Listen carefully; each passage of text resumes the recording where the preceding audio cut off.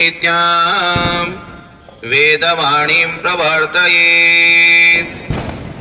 गुरुर्ब्रह्मा गुरुर्विष्णु गुरुर्देवो महेश्वर गुरु साक्षात् परं ब्रह्म तस्मै श्री गुरुवे नमः। श्री राम राम रघुनंदन राम राम श्री राम राम भरताग्रज राम राम श्री राम राम रणकर कस राम राम श्री राम राम शरणाम भव राम राम। देखिए भगवान को नमन और सुमन ये दो चीजें बहुत अधिक प्रिय है। भगवान को नमन करना, भगवान को नमस्कार प्रणाम करना, भगवान के दंडवत प्रणाम करना भगवान को विशेष प्रिय है। नमन और सुमन, सुमन का तात्पर्य है सु यानी श्रेष्ठ मन, श्रेष्ठ मन से भगवान की पूजा अर्चना करना भगवान को विशेष प्रिय है। प्रणाम भी किनको किया जाता है, प्रणाम में कितनी ताकत है। एक बार स्वयं श्री रामचंद्र भगवान और सीता मैया एक फटिक शिला पर, पत्थर की शिला पर बैठे हुए थे। सीता मैया के मन के अंदर विचार उत्पन्न हुआ कि प्रभु श्री राम जी के चरण कमलों से मेरे चरण कमल अधिक सुंदर हैं। सीता जी के मन के अंदर यह विचार उत्पन्न हुआ कि प्रभु श्री राम जी के चरण कमलों से मेरे चरण कमल अधिक सुंदर हैं। क्योंकि भगवान के चरण कमल कैसे हैं? नीलांबुज श्यामल कोमलांगाम, नील अंबुज के समान। और मेरे चरण कमल कैसे हैं? बड़े गौर वर्ण के हैं। तो राम जी के चरण कमलों से मेरे चरण कमल अधिक सुंदर हैं। सीता जी के मन में विचार उत्पन्न हुआ। अब मन में जो विचार उत्पन्न होते हैं ना, वो चेहरे पे आ जाते हैं। चेहरे के ऊपर हंसी के भाव आ गए सीता जी के। राम जी ने कहा, सीता जी आपके मन में कोई इनके विचार हिलोरी ले रहा है, आपके मन में क्या विचार उत्पन्न हो रहा है, कहो ना क्या बात है। नहीं नहीं प्रभु ऐसी कोई बात नहीं। नहीं सीता जी, ये चेहरा है ना कभी झूठ नहीं बोलता है। कहो, हम दो ही तो प्राणी हैं यहां पर, सत्य कहो क्या बात है। प्रभु ऐसी कोई बात नहीं।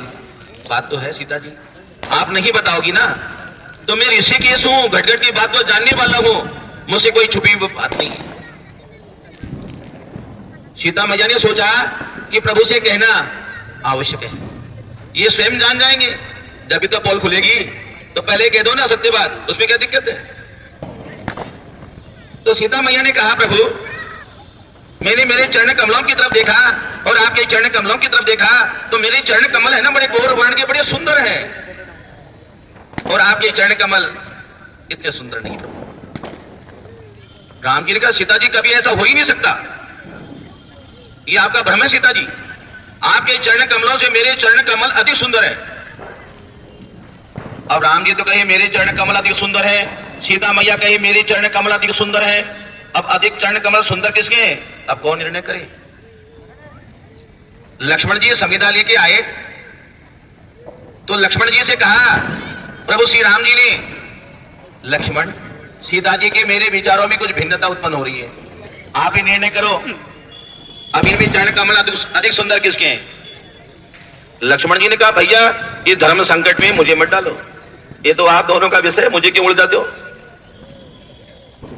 ये तो आप दोनों का विषय है, आप ही अपनी समस्या को सुलझा लो, मुझे क्यों बुरा बनाते हो उसके अंदर। राम जी ने कहा, लक्ष्मण जी आज के न्यायाधीश आप हैं, आपको ही निर्णय करना पड़ेगा। लक्ष्मण जी ने कहा, प्रभु आप मुझे न्यायाधीश बना रहे ना, तो मैं सत्य फैसला करूंगा। न्यायाधीश का प्रथम कर्तव्य सत्य बोलने का, तो मैं सत्य फैसला करूंगा। राम जी ने कहा, हमने कहा सत्य ही बोलना चाहिए, सत्य फैसला कीजिए आप। लक्ष्मण जी ने कहा, प्रभु सीता मैया के जो चरण कमल है ना बड़े सुंदर हैं। अब लक्ष्मण जी ने कहा तो सीता मैया के अंदर और भी आत्मविश्वास बढ़ गया। सीता जी ने कहा, प्रभु देखो ना आपके भाई ने कह दी ना, अब तो बात मानोगे ना भाई की, तो हमारी कौन सुनता है, आपके भाई की बात मानोगे आप भी।